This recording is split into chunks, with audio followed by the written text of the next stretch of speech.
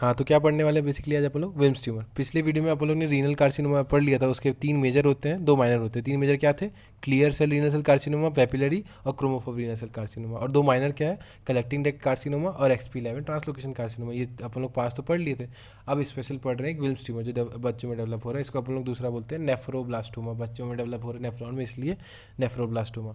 तो देखो, ये जब भी डेवलप होता है ना, तो इन 3 सिंड्रोम के साथ डेवलप हो सकता है। मतलब क्या होता है, इन 3 सिंड्रोम में जो म्यूटेशन हो रहा है ना, उसमें अलग सिम्टम्स तो दिख रहे होंगे, साथ में जो जीन इफेक्ट होता है ना, वो विल्म्स ट्यूमर भी करा देता है। तो इसलिए ये 3 सिंड्रोम जिनमें विल्म्स ट्यूमर डेवलप हो रहा है, उसको पढ़ना जरूरी है, ठीक है ना। तो देखो, ये जो 3 सिंड्रोम है ना, इसके लिए कहानी क्या है, देखो। ये अपना डेनी डेनियल्स, इनको आप जानते होंगे। तो डेनी डेनियल्स को अपन इंटरव्यू में बुला रहे हैं। तो इंटरव्यू के लिए वो गाड़ी में मतलब बैठ के आएंगे ना, तो कैब बुक करेंगे, तो कैब को वो भेज देंगे। तो पहला है वेजर सिंड्रोम। अब वो इतना सर धज के आ रही है, तो ड्रेस पहन के आ रही है ना, तो डैनी ड्रेस सिंड्रोम, ठीक है। और जिनसे वो मिलने जा रही है ना, क्या बोलते हैं, जो रिपोर्टर है, ये यूएसए का एकदम जाना माना रिपोर्टर है। इसका नाम क्या है? Beckwith Wiedemann, Beckwith Wiedemann है इनका नाम। तो बैक विथ विडनेम सिंड्रोम आ गया, ठीक है ना। तो देखो क्या हुआ, डैनी डेनियल्स को अपन लोग ने बुलाया, किसके बेसिकली इसमें टैक्सी में बुलाया, जिसमें वो भेज देंगी किसके पास? इंटरव्यू देने के लिए। तो अपना क्या है? Vaser syndrome. डैनी जी ने ड्रेस पहन के आया तो डैनी ड्रेस सिंड्रोम। और अपना क्या? इंटरव्यू लेने आया, मतलब क्या? Back with Wiedemann syndrome, simple. तो पहले पे आते हैं वेजर सिंड्रोम पे। तो देखो इसमें हो क्या रहा है, अपने को सिर्फ 2 चीज़ देखना है, क्या म्यूटेशन हो रहा है और क्या क्या सिम्टम्स दिख रहे होंगे इन सिंड्रोम में, ठीक है। तो देखो क्या म्यूटेशन हो रहा है। पहला जेनेटिक म्यूटेशन जो है वो हो रहा है क्रोमोजोम 11p13 पे, ठीक है ना। पहला ये वो इस क्रोमोजोम में कौन सा जीन है अपना? सिंपल सी बात है, विल्म्स ट्यूमर वाले जीन को क्या बोलेंगे? WT1 जीन, ठीक है ना। तो ये क्रोमोजोम नंबर क्या है? 11। उसका एक शॉर्ट आर्म लॉन्ग आर्म, तो शॉर्ट आर्म के 13वें पोजीशन पे अपना ये प्रेजेंट है, कौन सा? WT1 gene. इसका जब म्यूटेशन होगा, तो देखो ये नॉर्मल था, जब ये म्यूटेशन हो गया तो WT1 जीन का म्यूटेटेड फॉर्म हो गया। अब ये म्यूटेटेड फॉर्म के कारण 4 चीज़ दिख रही होंगी। ये 4 चीज़ क्या होंगी? वही वेजर जो लिखा है ना, उसी में इसका सिम्टम्स लिखे हुए हैं। W मतलब क्या? विल्म ट्यूमर का रिस्क है इसमें, वो तो सिंपल सी बात है क्योंकि वो एसोसिएटेड था। और क्या क्या है? A for aniridia. Aniridia मतलब क्या? आइरिस गायब है। आइरिस क्या होता है? अपना कलर्ड पोर्शन होता है ना, तो वो गायब है। तो आपका कलर्ड पोर्शन ऑफ आई गायब हो गया, एकदम सफ़ेद आग दिख रहा होगा। फिर क्या? जी मतलब क्या? जेनाइटल एनॉर्मलीज, मतलब क्या? इसमें आपका जो जेनाइटल ऑर्गन होगा वो अच्छे से डेवलप नहीं हो रहा होगा। और आर मतलब रिटार्डेशन। रिटार्डेशन कौन सा? Mental retardation. तो अपना पहला सिंड्रोम क्या था अपना? क्या बोले थे? टैक्सी बुक करके गई थी अपनी डैनी जी, कहाँ पे? इंटरव्यू में, बैकविथ के पास। तो देखो पहला क्या था? वेजर सिंड्रोम। वेजर सिंड्रोम में म्यूटेशन किस चीज़ का हो रहा है? 11वें क्रोमोजोम पे जो जीन प्रेजेंट है, कौन सा जीन प्रेजेंट है? Wilms tumour first gene, WT1 gene, उसका म्यूटेशन हुआ, तो म्यूटेटेड जीन हुआ। जो सिम्टम दिख रहे होंगे उसके नाम में है। W for Wilms tumour risk, A for aniridia, अपना आर अपना जी फॉर क्या हो जाएगा? गोनेट्स का दिक्कत। और सिंपल सी बात है, और आर का मतलब क्या? Retardation, mental retardation. फिर अपना आते हैं डैनी ड्रेस सिंड्रोम, ठीक है ना। तो डैनी ड्रेस सिंड्रोम में क्या हो रहा है? इसमें भी म्यूटेशन जो हो रहा होगा वही WT1 जीन का ही हो रहा होगा। तो WT1 जीन का बेसिकली काम क्या होता है ना, वो डीएनए को बाइंड करके रखता है। डीएनए बाइंडिंग प्रॉपर्टीज होती है, तो जब ये म्यूटेट हो गया तो अच्छे से बाइंड नहीं कर पाता, loss of DNA binding properties. तो उसके कारण क्या हो जाता है? वही एक तो गोनेडल था ना नॉर्मली, सिमिलरली इसमें भी, इस वाले सिंड्रोम में भी गोनेड का ये दिक्कत आता है। क्या दिक्कत आता है? गोनेडल डिसजेनेसिस, अच्छे से डेवलप नहीं हो पाता है। तो कौन सा कंडीशन होता है? Male pseudo hermaphroditism. मतलब क्या?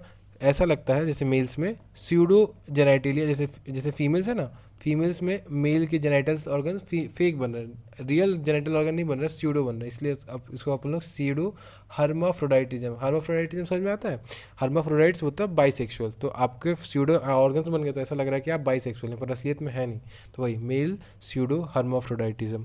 और दूसरा क्या दिक्कत आता है? Renal abnormalities. तो रीनल एबनॉर्मेलिटीज़ क्या होता है? बेसिकली जो मिजेंजियम होता है ना, मिजेंजियम समझ में आता है? जैसे मान लो ये नेफ्रॉन है, नेफ्रॉन के आसपास जो इसके सपोर्टिंग टिश्यू होते हैं ना, उसको अपन लोग बोलते हैं मिजेंजियम। तो उसका स्क्लेरोसिस, उसका एकदम नैरोइंग हो जाना। तो जब नैरो हो जाएगा तो अपना ल्यूमिनस अच्छे से काम नहीं कर पाएगा, काम नहीं कर पाएगा तो रीनल फेलियर हो जाता है, सिंपल। तो ये अपना हुआ कौन सा? Danny dress syndrome. इसमें क्या हो रहा है? सेम वही जीन, कौन सा? WT1 जीन का म्यूटेशन हो रहा है, तो उसके कारण म्यूटेटेड WT1 जीन बनना।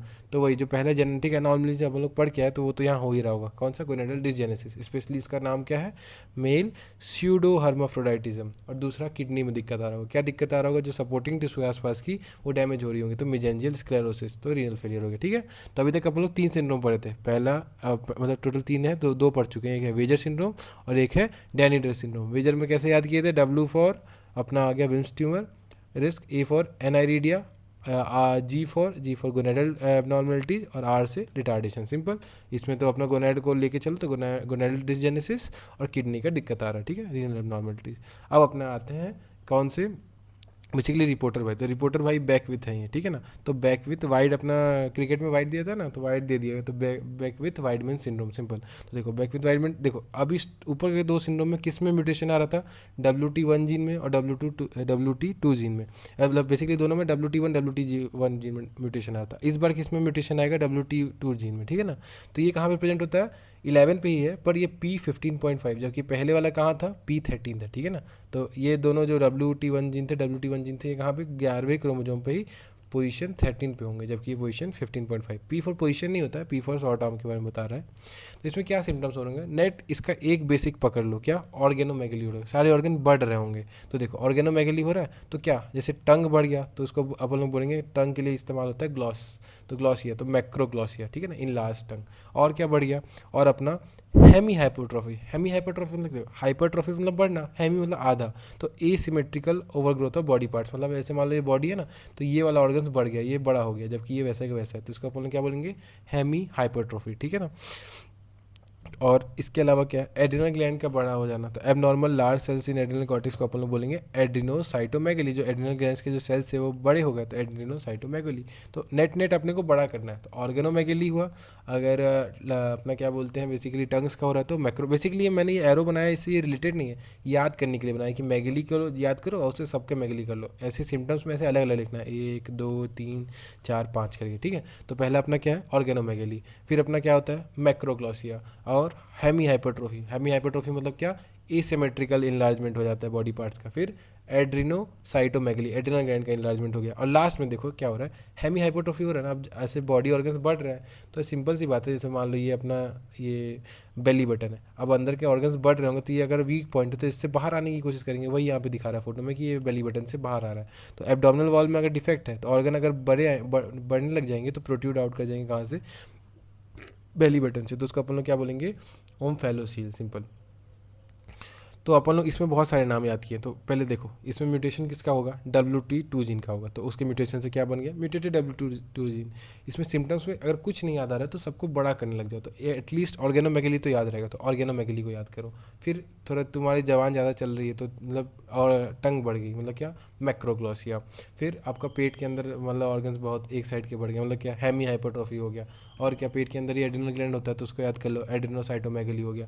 और जब पेट के अंदर ऑर्गन्स बढ़ने लग जाएंगे तो वो ढकेलेगा उसको, किसको, बेसिकली एब्डोमिनल वॉल को, तो एब्डोमिनल वॉल में अगर डिफेक्ट है तो बाहर निकल जाएगा, तो वो बाहर निकल रहा है तो ओम्फो क्या हो रहा है, तो हो गया ओम्फेलोसील, ठीक है, सिंपल। तो ये अपना कंप्लीट हो गया विल्म्स ट्यूमर। तो विल्म्स ट्यूमर का दूसरा नाम क्या होता है, नेफ्रोब्लास्टोमा। ये बेसिकली 3 सिंड्रोम से एसोसिएटेड होते हैं, वो 3 सिंड्रोम्स क्या है, वेजर सिंड्रोम, डेनी ड्रेस सिंड्रोम और अपना बैकविथ वाइडमैन सिंड्रोम। वेजर सिंड्रोम जो है उसमें किसका म्यूटेशन हो रहा है, WT1 का। डेनी ड्रेस सिंड्रोम में किसका म्यूटेशन हो रहा है, WT1 का। बैक विथ वाइडमैन सिंड्रोम में किसका म्यूटेशन हो रहा है, WT2 जीन का। वेजर सिंड्रोम में क्या सिम्टम दिख रहे होंगे, WAGR, विल्म्स ट्यूमर का रिस्क, एन आयरिडिया, गोनेडल का एबनॉर्मेलिटीज, और मतलब रिटार्डेशन। इसमें भी गोनेड को रखे रहो, गोनेडल डिसजेनेसिस, जिसमें मतलब बेसिकली क्या, मेल का स्यूडो हर्माफ्रोडाइटिज्म होता है।